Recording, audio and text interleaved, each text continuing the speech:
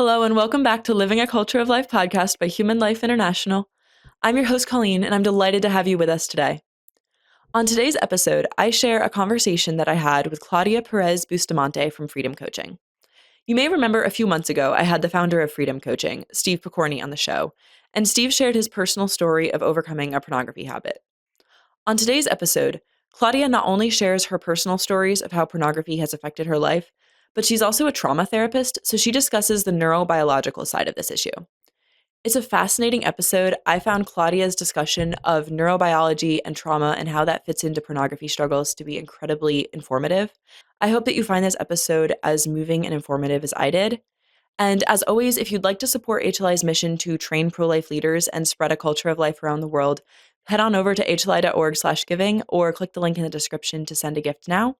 And please subscribe and leave us a 5-star review so that the show can reach new audiences. Without further ado, please welcome Claudia Perez to Living a Culture of Life.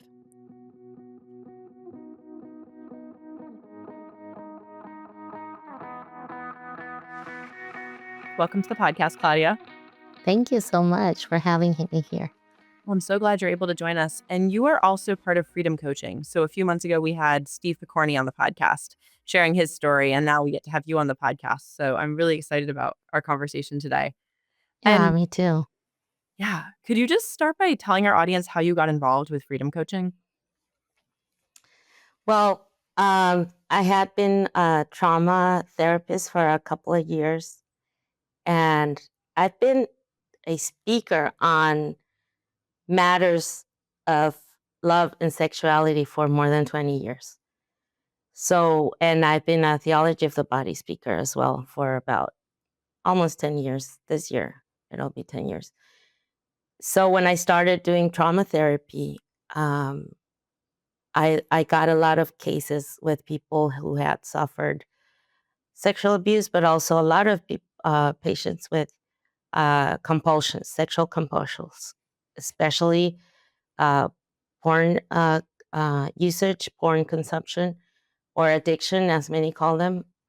We'd rather at Freedom Coaching, we like to call it compulsion instead because there's a slight difference, and it also impacts the person suffering it differently. It's not like something that will never go away and I can only live a day at a time. No, it's something that can be healed.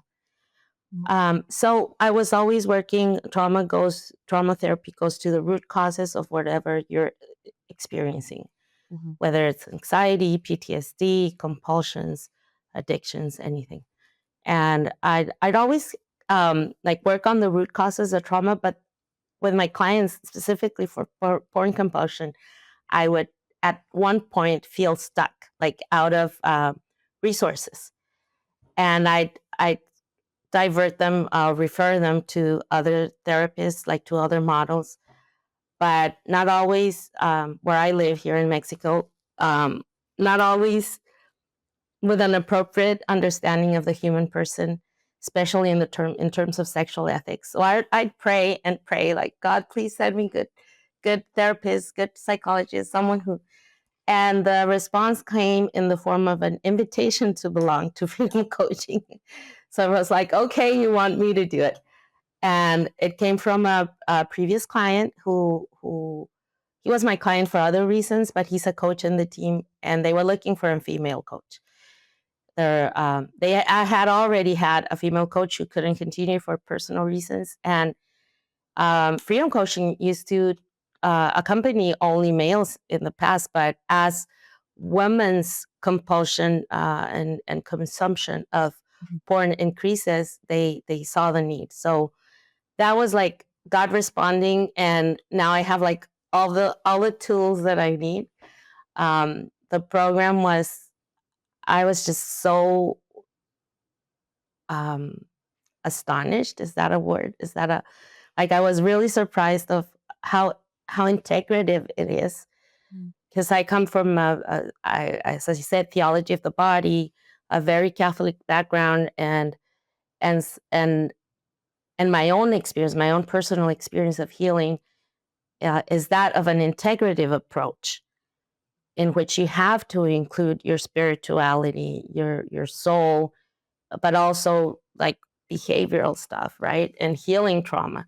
So it was just like the perfect match for me. And I've been working with the team for 2.5 years already, and just so happy to be part of it. Just so happy that there is something out there that we can offer to people who are suffering, because there's much suffering in the important compulsion and other sexual compulsions. Um, and that really works. And that not only helps you be free from your compulsion, but also leads you to a life that is deeper rooted in Christ, Mhm. in your faith. And it just opens your life to so much more. It's just, I don't know how to say it. My Spanish gets in the way sometimes, but it opens your life to a greater life. It's not just like, I want to stop doing this. And no, it actually leads you to freedom, and the freedom for, not the freedom from. It's like the freedom for loving, the freedom for loving truly, the freedom for loving myself truly, the freedom for growing deeper in my relationship for God. So that's what freedom coaching is for me, truly. And I love offering that to our clients. Amen. I love that, like, bringing up the topic of, like, healing when it comes to things like porn compulsion is, like, becoming more and more, like, normalized, I think, in Catholic circles, because I think for a long time there was this idea of just, like, don't do it, will your way through it, white knuckle it, and I'm Yeah. glad that there's more of an awareness of the, like, underlying issues that cause it and how those need to be healed. Yes. Yes, that's so true. And also, I think it's a taboo topic still. Mhm, Um, Depending on the culture here in Mexico, it's still quite a taboo, mhm, and I know it is in some parts of the United States. But yeah, I'm like, even priests need to know more about the underlying causes, because sometimes they're at their wits' ends when it comes to helping a parishioner that keeps confessing, the same, and sometimes all they, like, I've heard clients say, "Well, my priest just said, well, you're already addicted. You might as well just come and confess every 2 weeks and just keep taking communion." It's like you're doomed to a life of, this is true in slavery. I know it because I was there.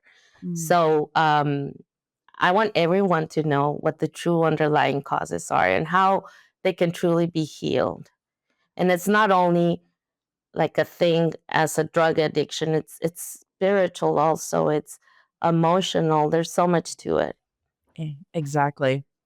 Do you mind Yeah. sharing your personal story with our audience of, like, what brought you here? Oh, not at all. So I was I started, like, now I look back and I know why, right? But it's like, I didn't realize it. I wasn't so conscious about it at the time. I started giving talks on love and sexuality even before married. Like, I've been married for 30 years, 5 children and one in heaven.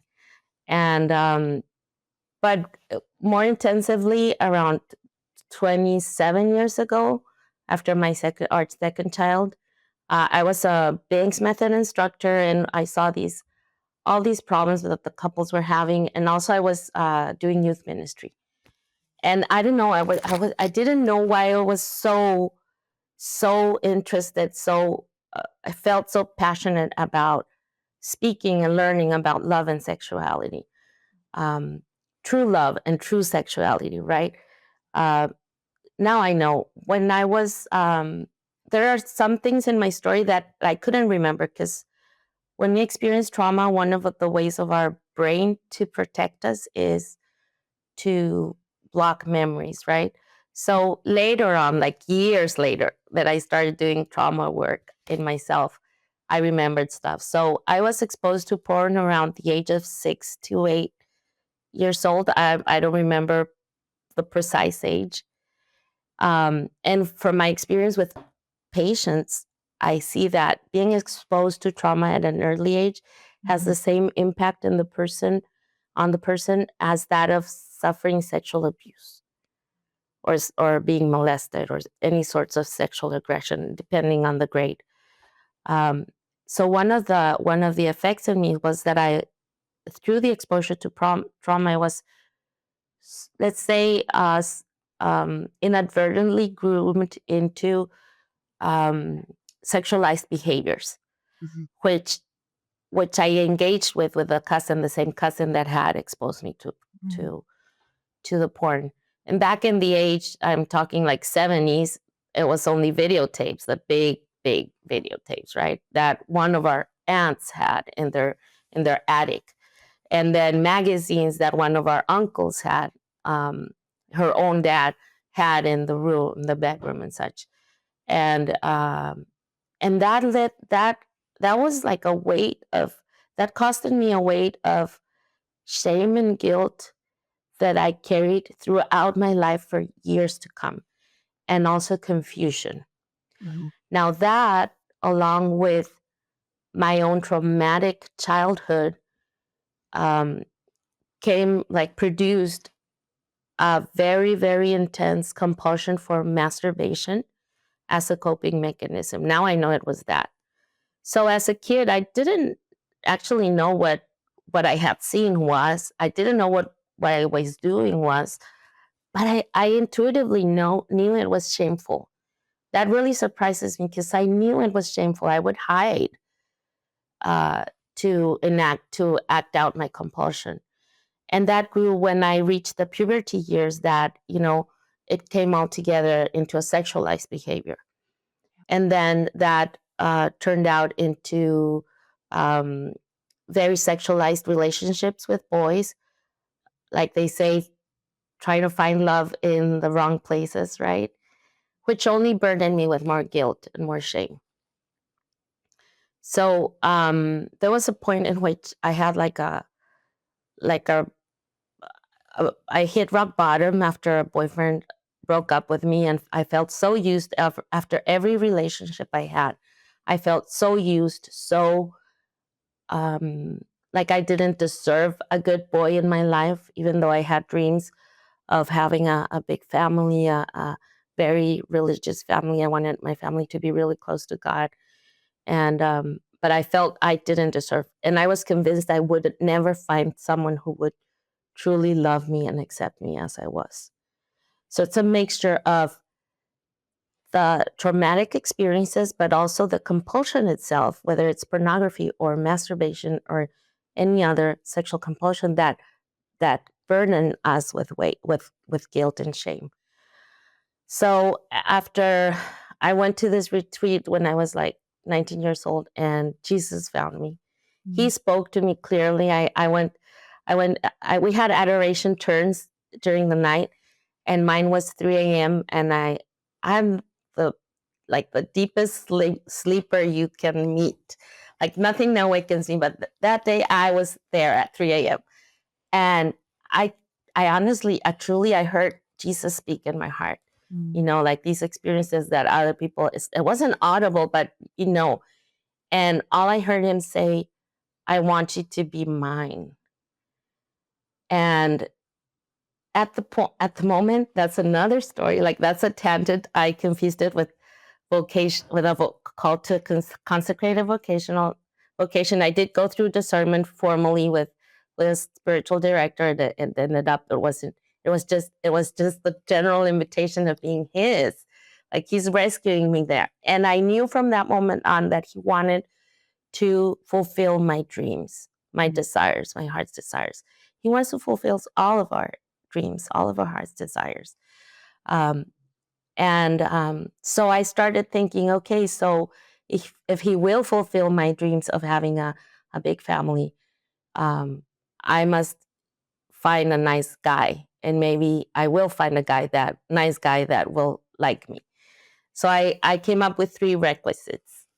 Is that how you say it? Uh, the checklist. It was he must at least go to mass on his own, because that's a good starting point to grow together in faith. Be hardworking, because that's a male masculinity thing, and be open to a big family. So a couple of years later, I meet this guy who I didn't feel attracted to. We met in a parish potluck thing, But he said he had just gone to a retreat. And I said, like, oh my God, they do exist. So even if I don't feel attracted to him, if he asks me out, I'll go out with him. And that was the first chaste relationship I had. That was the starting of my healing journey, because he protected me even for myself, because I was still not healed and I was still looking for love in the wrong way. And he once, like, he'd stopped me and he once told me, hey, I'm not going to use you. I'm in this relationship with you because I want you for something serious, to discern marriage with you. And that blew me away. So years later, I started there a very difficult sobriety, which is not healing. Sobriety is not healing. That's living for the day, one day more, like alcoholics, right? What's their saying? Just the day or something like that? I'm not sure. Something like that.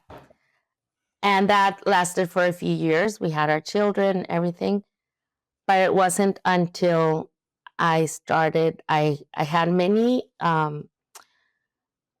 I had a severe depression as a result of my childhood experiences of trauma. And that started another healing, like a real healing path of therapy, I even needed psychiatric treatment, everything. And years passed, but it wasn't until I found spiritual healing retreats. And there I was introduced to trauma therapy, that I truly became free from the compulsion, from the discomfort, because it's a discomfort. In my case, I was continuously aroused.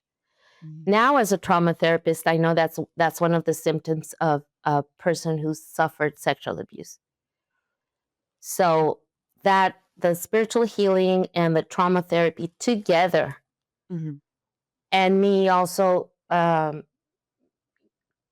striving to have a more sacramental life and all of that, that's what truly freed me in the end. And that only happened like 2 years before COVID. So that would be like 7 years ago. Yeah. So a journey of 18 years ago, I hit rock bottom. I was about to kill myself. My husband, again, saved me, dragged me to the doctors, to the therapist, all over the place.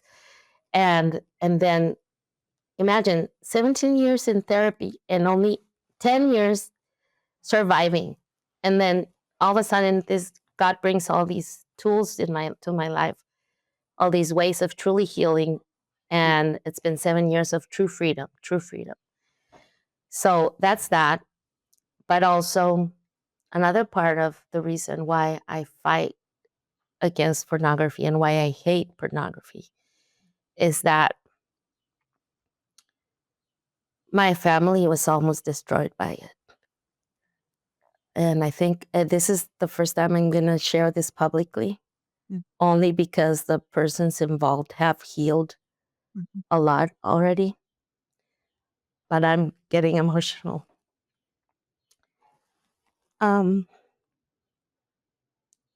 When my children were small, one of them was exposed to pornography and he became immediately addicted. So some specialists in pornography say, and they're right, if you're an adult, you don't necessarily become immediately addicted. But in my experience, treating children, I've had children as young as 8 in my trauma consult with severe anxiety, even like I had a girl, she was 11, who had intrusive thoughts about killing her dad. They were all exposed to pornography. In the end, that was the cause. The effects are tremendous, and they do become immediate. They can become immediately addicted. So one of my boys, very influenced by porn, molested 2 of my daughters, and that can destroy a family. Yeah. It's been lonely because of Mary, Saint Joseph, and the Lord's mercy that we've come along. We heard of these news 10 years ago when he realized what he had done. He had already started suffering from dissociation symptoms like ADHD or Asperger's or something, depression. Yeah. And it was from what he himself had done. So a child who commits sexual aggression, and I've learned this as I studied my master's in prevention of for minors in the church. A child that commits an aggression is traumatized himself by his actions. So this boy has struggled with, he's a man now, and thank to the Lord, very much healed, but he struggled for years, 10 years of depression, anxiety, was suicidal at a point, also from guilt, everything. And my girls who were affected with the other responses to this kind of trauma, which are also depression, one of them body dysmorphia, gender dysmorphia, the other one sexualized behaviors. It's been a tough path. But truly, the Lord, now that I look back, it's like at some point you feel so disheartened. Like you think there's never going to be a solution, and like you feel your family crumbling apart. But again, I was at adoration one day, and I wasn't even thinking of that topic. I was just like there, just in oblivion. And the Lord told me, "Why do you worry so much? Don't you believe in me? Don't you trust in me?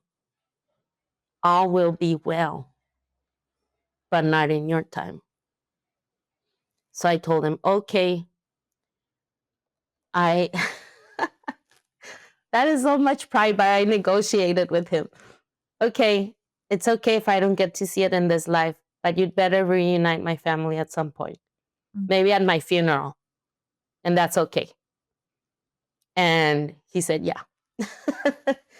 So we still have difficulties with this because, of course, a person who suffered sexual aggression has the right, they're entitled to not want any contact with the aggressor, even though they've gone through a healing process themselves and a lot of forgiveness and a lot of letting go and restoration in their sexuality. God is so good. God is great. He does these miracles when we put our trust in him. But yeah, it's still kind of difficult, but there's so much hope already. Yeah. So that's why I hate porn and I want to fight it in any way possible. Yeah. Well, thank you for sharing that. I'm so glad that there's hope at the end. Like those are both Yeah. beautiful stories of like the darkness, but also how God like uses like Yeah. will work for the good and bring hope in. And I hope parents can hear me because I've had many cases in my consult, in my trauma private consult, where parents do bring me the aggressor and the victim. I do therapy with a 13-year-old aggressor and the 5-year-old victim. Yeah. There's so much sexual abuse going on, and from peers and from siblings because of pornography. That's another pandemic out there. No, I had a priest on the podcast last year, and he was talking about a different subject entirely, but he was just talking about the need for parents to be able to teach their kids about sexuality because he was like, you need to be able to teach them what like God's plan for sexuality is, because if you don't, they're gonna pick it up on someone else's phone Yeah. somewhere else, and yeah, it's just it can destroy. And still brace yourself, because I was the lady who was giving the talks. The topic was a natural thing to speak of here at home. Yeah. And still I couldn't protect my kids. We couldn't, neither my husband and I. So brace yourself, pray as a couple, and do speak of the topics, and speak not only of what God's plan is for sexuality, but also about porn. What is porn, and its very devastating effects on the brain, on the heart, and on the world. Yeah. Could we talk a little bit about its effects on the brain? Because obviously, as a trauma therapist, you know a lot about that, and it's a topic that I find fascinating, the science, neurobiological aspect of this struggle, because I think it's so important for people to be aware of, and it's not always talked about. But let's just start with the positive. Like, how does neurobiology affect relationships, like, when it's working as it should? Okay, so our neurobiology includes um, our brain, Mm. our central nervous system, our peripheral nervous system, our glands that secrete hormones or neurotransmitters, but we commonly call them hormones. But what I love the most and what I work with the most is the autonomous nervous system, which is part of both central nervous system and the peripheral nervous system. The autonomous nervous system is composed by the brainstem and the vagus nerve, which is the only cranial nerve that leaves. We have cranial nerves that control much of what's going on here, but that's the only of 12 nerves that we have. It's the only one that leaves the body and goes all around, especially around our organs, soft tissues, and such. And why I mentioned this first, it's important because our vagus nerve has two functions. One is called the sympathetic function, which is like the accelerator to get us moving. It's related to stress. It triggers stress. For instance, when that alarm goes off in my phone, there's you feel oh my God. And you get the adrenaline and the cortisol rising. That's good stress. Stress in itself isn't bad. We need stress to get ourselves moving. And then we have the parasympathetic function, which is like the brake. If the other one's the accelerator, this is the brake. And this is the one that says, okay, you're fine. You woke up on time. Okay, deep breaths. Take your time to go to the restroom, then go down, And we're always in these, it's like a dance to me. I see it like a dance. Now, these reactions that are triggered that come from the brainstem are reactions that are informed by what the brain and the body tells the brainstem. The brainstem does not connect with the frontal brain. Thus, it doesn't connect with our hands. Sometimes I get my adverbs mixed up. So I forgot to clear up. I'm Mexican, totally Mexican, live in Mexico, but I just happen to speak pretty good English, but I get my adverbs mixed up. So it doesn't act upon logic. It's actually called the autonomous nervous system because it does autonomic functions like our breathing, things that we don't need to think about for them to happen, right? And it also, in that sense, it also controls our responses to what we perceive as threats. How does it inform itself? Well, it informs itself depending on what comes in, the intake from our other parts of the brain, like the sensomotor parts of our brain, like for instance, what I see, what I hear, what I smell. If I smell smoke, I'll get a body alert. I'll feel it. But also from our hormones, these neurotransmitters. So, in a general sense, we could call adrenaline and cortisol our stress hormones, and then we have our well feeling sense hormones, which are endorphins, serotonin, dopamine, and oxytocin. Oxytocin mainly is the connection hormone between mammals. It's also called the love hormone. Okay. So when we perceive a stressor as some kind of danger, and again, this is perception. Okay. So for instance, if I had a bad experience with dogs when I was a kid, every time I see a dog, I might unconsciously even perceive it as a threat. Even if I'm larger now, I'm big, I can defend myself or whatever. Um, my body's going to still perceive it because maybe I have a trauma around that. I got bitten when I was a kid. So a memory of this traumatic memory triggers the stress response that I got to defend myself. So even if I try to, sometimes we even have these experiences where I'm very triggered by something and I try to rationalize it and I can't.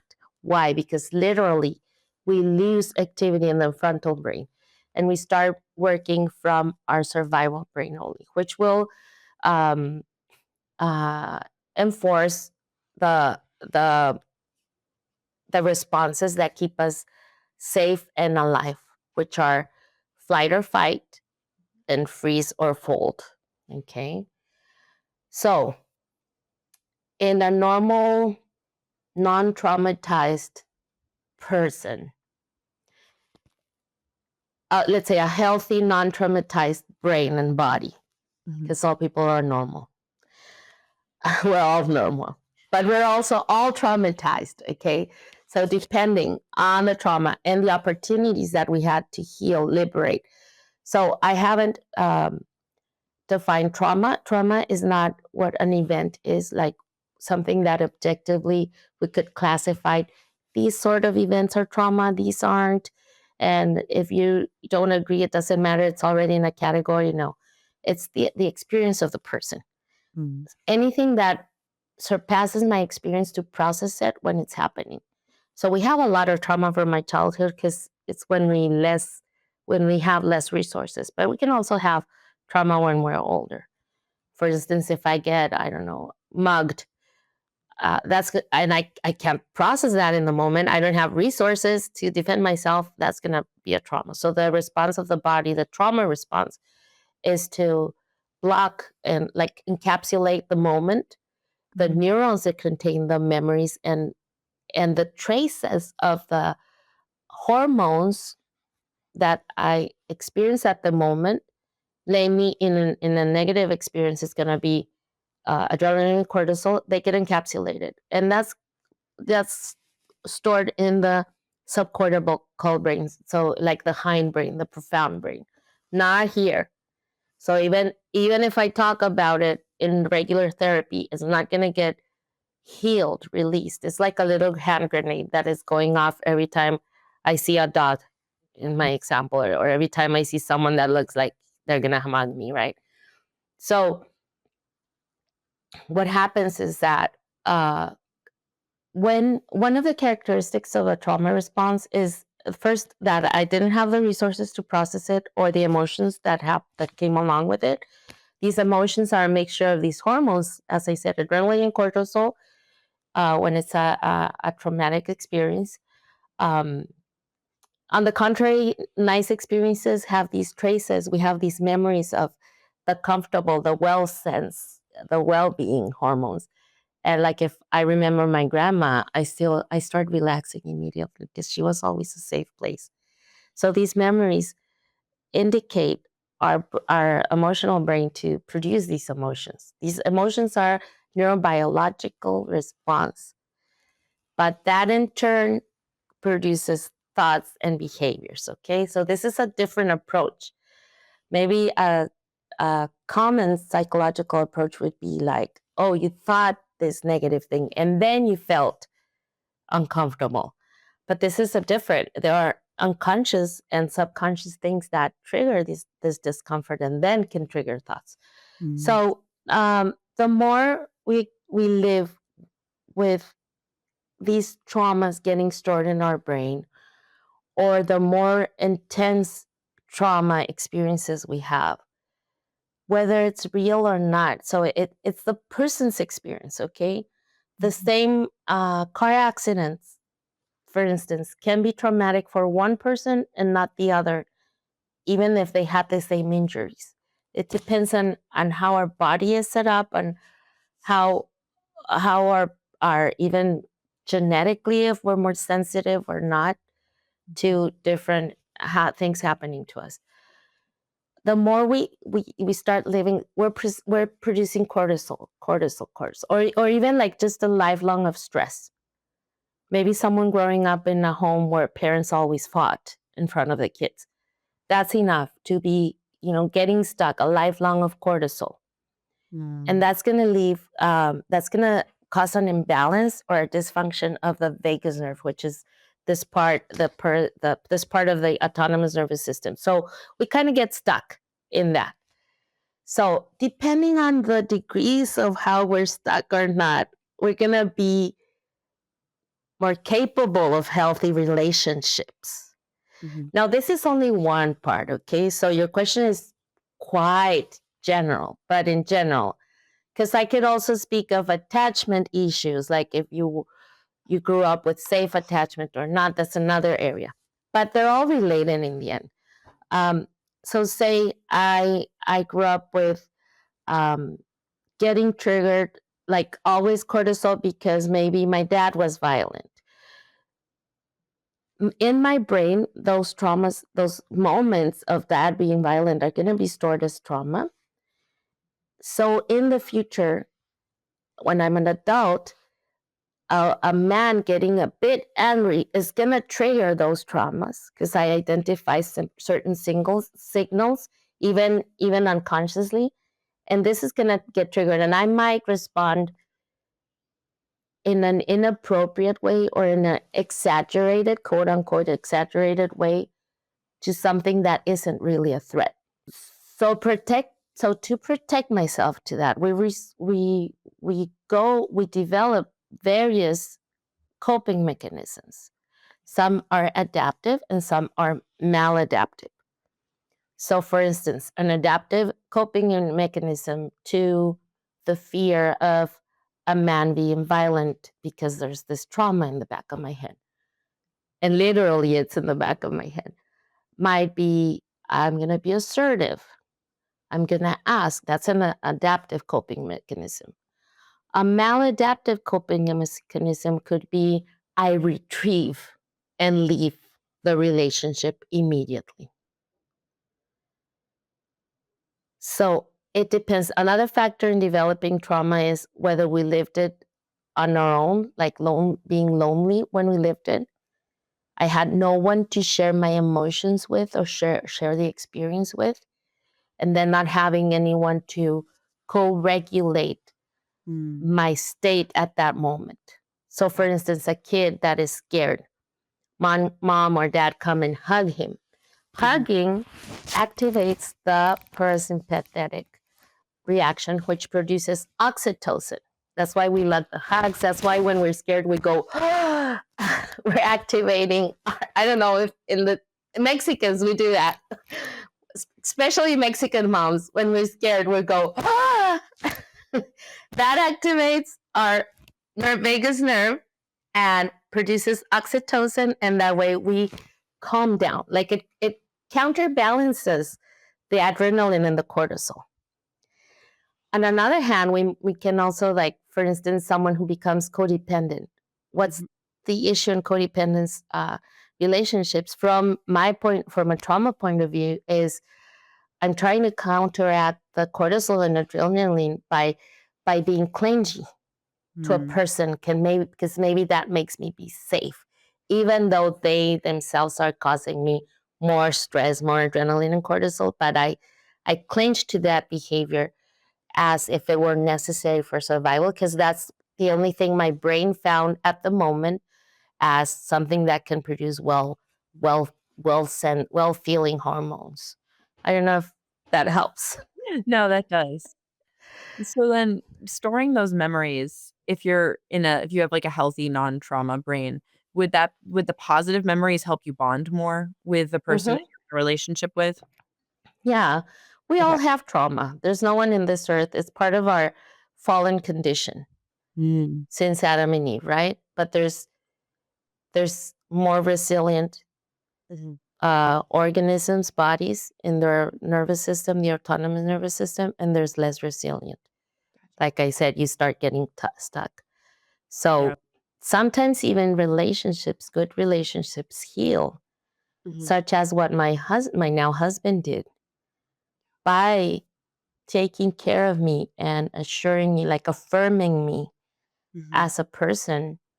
He gave me a place of safety Mhm. that helped, like triggered the healing of part of me, Mhm. part of my traumas. Okay, like being not feeling accepted and such. So yeah, the healthier we are, the easier it is to bond to others. Mhm. But I don't want, like, sometimes I've heard single people saying, well, I won't look for a mate until I'm truly, truly healed. That's not the way either.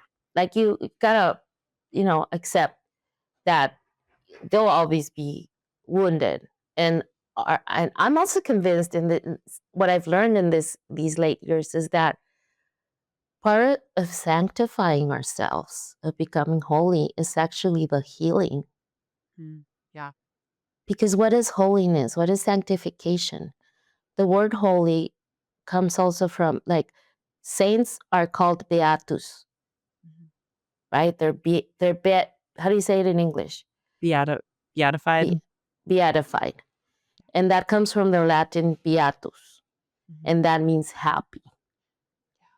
So a saint is a happy person. Mhm. What makes a happy person is someone who is in suffering because their life is in the Lord. But sometimes trauma prevents us from that. Mhm. So healing from trauma, also healing from our addictions, compulsions, is the path towards great part of the path towards sanctification. I'm Mhm. convinced of that.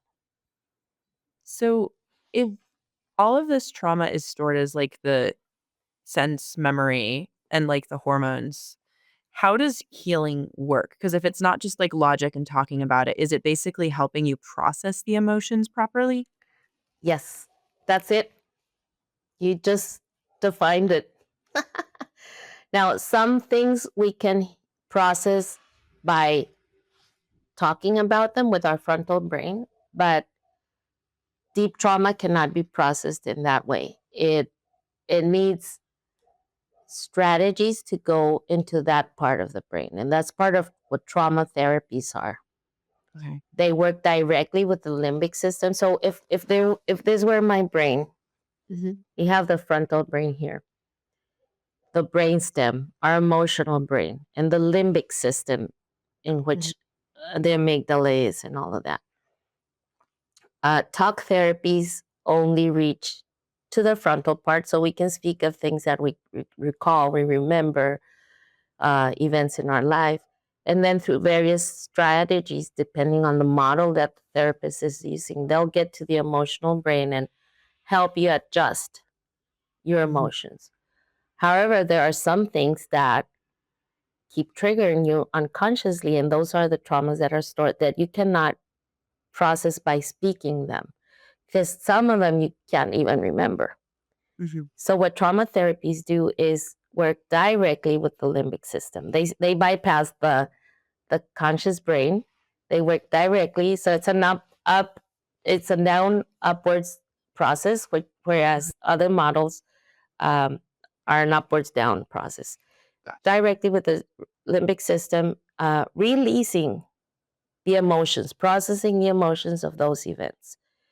So now, and then the brain, uh, actually, once these are processed, sometimes it brings that information to the frontal lobe, and then people all of a sudden remember, like what my experience was. Remember, oh, that happened to me, but this time it's not triggering me as much, or not at all. Mm. So it's really very new. Trauma therapies didn't got us get developed. They started develop. One of them, EMDR, that is very well known. I think in the 90s, late 90s, Okay. and Brainspotting, the one in practice, didn't get developed until 2004. Wow. So they're very recent. And to me, trauma therapies are like this marriage between psychology and neuroscience. It's just, it's amazing. It's truly amazing. And I think, to me, they speak of God also. Not many trauma therapists are aware of this, but to me, it's scientific proof that we are an integrated, we already knew by revelation, right? That we're an integrated, and by theology and all philosophy, that we're an integrated beings, body, soul, and spirit. But trauma therapies prove it. Trauma therapies prove it. So, and that's why also what I mentioned quite early, that it's not only therapy, we also need the spiritual healing. So another metaphor that I use a lot because I feel that it's that. It's like we're a plant and we're in a little pot, but the dirt gets compacted, and when that happens, your plant dies, right? Yeah. So therapy, any kind you want to do, any kind, is like removing the dirt, like moving it around. And then once you bring the living waters, they can actually nourish the plant. And Jesus does the healing. The Holy Spirit does the healing, truly. And God created us this way with a brain that can actually heal itself. So it's Him doing the healing. That's what trauma therapy is for me. I love that. Yeah, I love healing. It's like one of those topics that I just like, it's so important to talk about because I think so much of the brokenness that we deal with here at HLI of recognizing like how the Yes. sexual revolution is like broken families and all of that. It's like the only way that you're Yes. ever going to get back to a culture of life is if you help with the healing. That's like the underlying Yes. issue. Yes. So, could you Yes. tell our audience a little bit about brain spotting? Because I looked it up when I saw that that's what you do, and it was like something I'd never heard of, and it was kind of mind blowing to me. Yeah. And it's mind blowing to me that, still so few people have heard about it. Like, I keep wanting people to train themselves to be, uh, like in my town, I'm the only brain spotter for now. There's another one, but he combines it with talk therapy. And I'm like, no, you got to do only brain spotting because we're needed. I have a couple of friends who are psychotherapists, and they were my clients, and now we do collaborative work. Like, they'll send me their clients when they see they're stuck on something, and I do brain spotting sessions only for like that trauma, those things that they're experiencing. Sometimes it's even like physical symptoms. Like, we can work. I've worked with people with fibromyalgia. Uh, um, what's this other Cushing syndrome? That's the name, I think. Physical pain that in its root is emotionally triggered, and then it turns into a disease. But the root is emotional. The root is this vagus nerve that got stuck in a constant hypervigilant state, a constant, because of the cortisol, continuously experiencing cortisol from pain, from emotional pain, physical abuse, distress, stress, whatever. These disorders and illnesses get triggered by that, um, and we do this work where I work like on these issues, and then they go back. And sometimes I do the opposite. I have a trauma client, and like we get to a point where I say, okay, I think you've released the trauma. Now you need cognitive behavioral tools, which I don't have, so go with them, or Gestalt, or just they have several models, family therapy. So it's really cool. I also work with my son. My son is a family consultant. He started in the John Paul II Institute, Family Sciences, and when parents want me to fix, quote unquote, their teenagers, I send the parents to him to work on themselves, on their parenting styles and strategies, because that's most of the time what's behind a distressed teenager. So it's a very beautiful model that can be combined also with psychiatrists, that can be combined with any other model, even somatic models. Some people confuse it with a somatic model because we work with the felt senses in the body, but it's not a purely somatic model. Okay. So the difference is that the founder calls it, the developer, founder Dr. David Grant calls it a neuro-experiential model. And what this means is that, yeah, we kind of like go into the brain through the felt senses, through the somatic, which is what you feel in your body, and it's this upwards, down upwards approach that I was telling you, as a way of entering the limbic system through the brainstem, thanks to the vagus nerve. Okay. And when we have a client, we're just the facilitators of the body's own capacity to heal. So what we help the client do is to connect what their somatic experience is with the underlying cause, which most of the time they don't know what it is. It's just someone who comes with anxiety or with depression or with pain in their chest, pain in their hips. They suspect it's related sometimes to something, others it's not. And the other important part is that this vagus nerve, which is the one that brings, let me try to take 2 steps back. We have the trauma here, it's getting triggered, or it's just there triggered all the time. The information comes down to the body through the vagus nerve. It goes to our organs. That's why it's involved in causing all these diseases or pain or even chronic illnesses. And we feel it. We feel discomfort, right? So when we do Brainspotting therapy, we sort of activate. We call it activation because we're activating the vagus nerve by focusing on the felt senses of the person.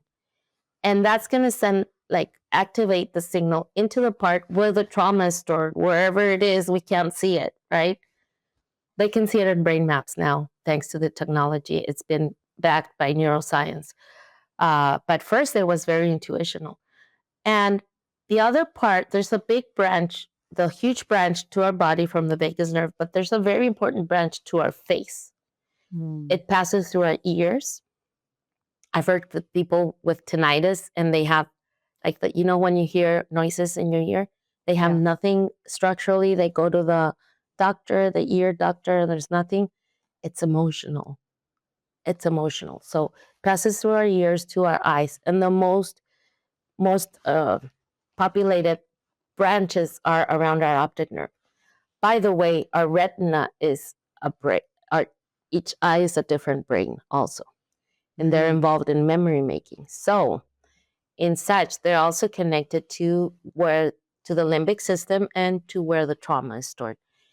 So what he found, he discovered that we have this natural capacity to connect to some areas of our brain, especially where the trauma is, by finding different eye positions. So the easiest way I find of explaining this is we all experience sometimes being, lost in oblivion, right? Like you're just lost. Yeah. And if someone comes and interrupts you and they say, "What are you thinking about?" You go like, "I don't know." But in the back of your mind, you were thinking something, remembering something, but you can't actually articulate it. That's the neural part of it. It's our brain chooses a position, and in that position, it's connecting with something that it starts processing. You might even feel relaxed after if no one interrupts you and you can stare into the horizon long enough, you'll feel some relief, you'll feel some relax because your brain just processed something. Sometimes it'll bring some of that information to the frontal part, and that's the experiential part of it, where you can actually, oh, for instance, I've noticed in myself, once I was getting trained for this, that I used to go like, I don't know what to cook today. And then all of a sudden I have, like this brain spot. We call them brain spots because you get lost into it, you know. Mhm. And then I come back from it, and then all of a sudden I had a whole menu planned in my head. I was actually processing that need, you know. So this is something we have already. God gave us this. So what we do in the sessions is we help the client use this capacity, this ability, and mainly through three ways of entering the limbic system. One is through gaze spotting, which is the client sometimes naturally finds these points of connection, these oblivion spots, I like to call them. And other times we need to help them. The outside window is something we help them when they can't connect naturally, or because they're very anxious, or for whatever reason. I can see, for instance, sometimes a blip in the eyes, like I'll be guiding the client and their eyes blip, or there's like this marbling movement or something. And then there's the inside window when the person actually feels something changing within them when in a certain eye position.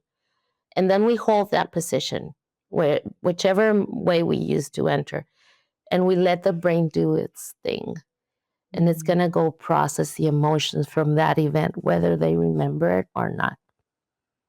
So an example of this, I had a client who actually, yeah, she was very, very much um, had a very strong compulsion for porn.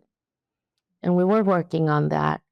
And all of a sudden, she remembered the smell of cigarettes. So we were working on that and how that distressed her. And she had no idea why. Months later, sometimes it happens quicker, sometimes, and the brain protects you.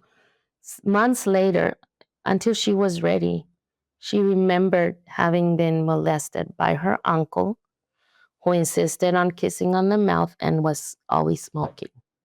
Mm. So imagine, she was always triggered by cigarettes into some sort of distress without understanding it. And her compulsion also came from the molesting. Mhm. That's a whole other explanation of why being abused can cause these sorts of compulsions and other compulsions. But it's just amazing how the brain works and how it heals like peeling an onion, by layers sometimes.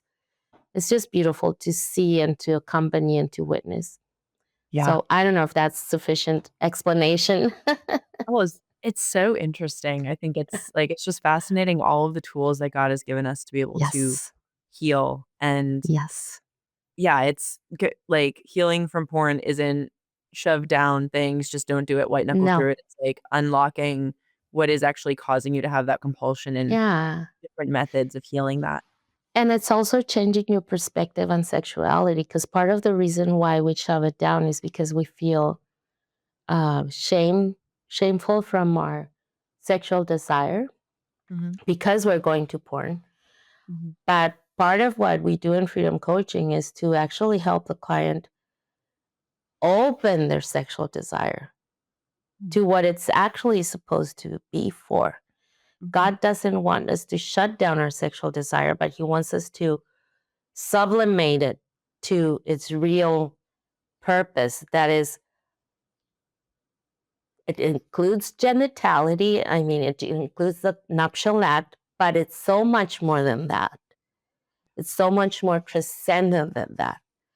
The nuptial act is only part of it, and it's a sacrament that is meant to remind us what our sexual desires are actually uh, supposed to point us towards, Mhm. which is God in the end. Yes. communion with God. Yes.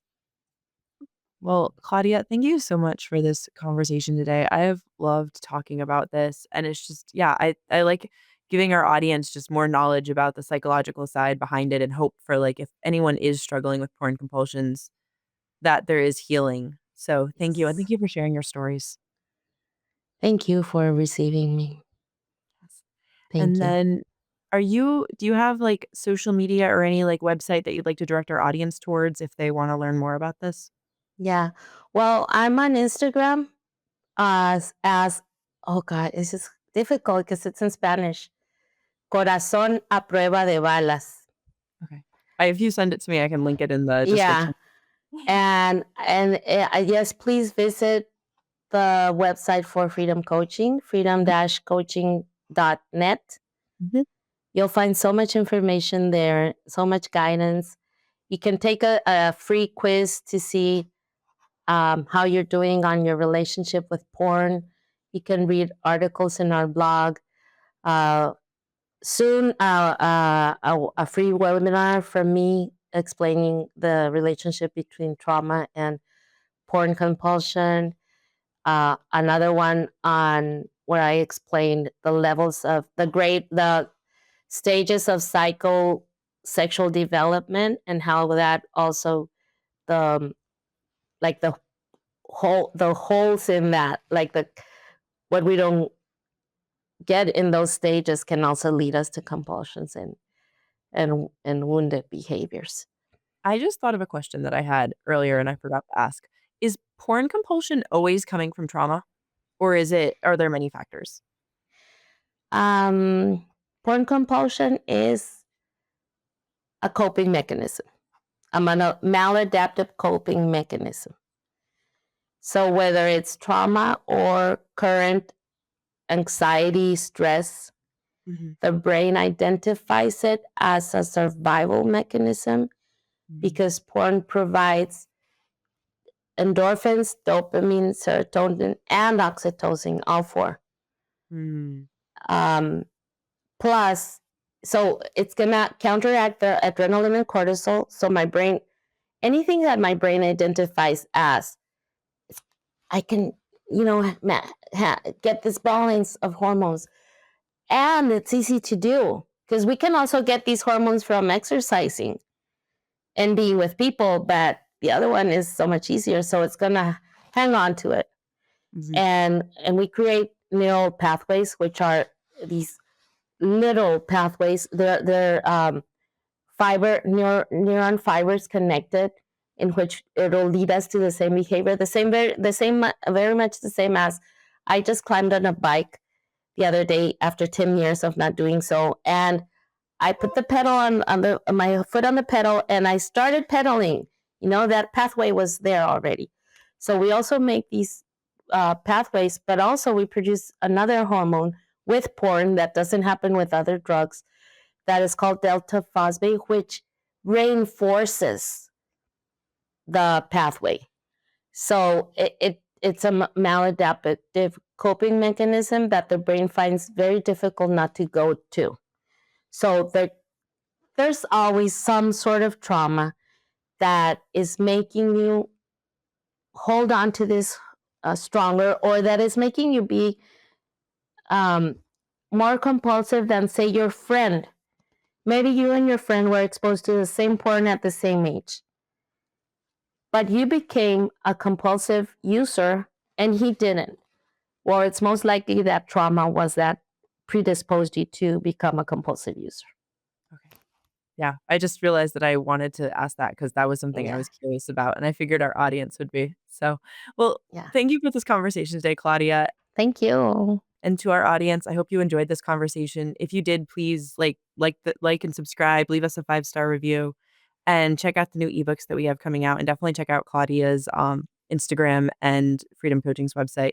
And keep on living the culture of life. God bless.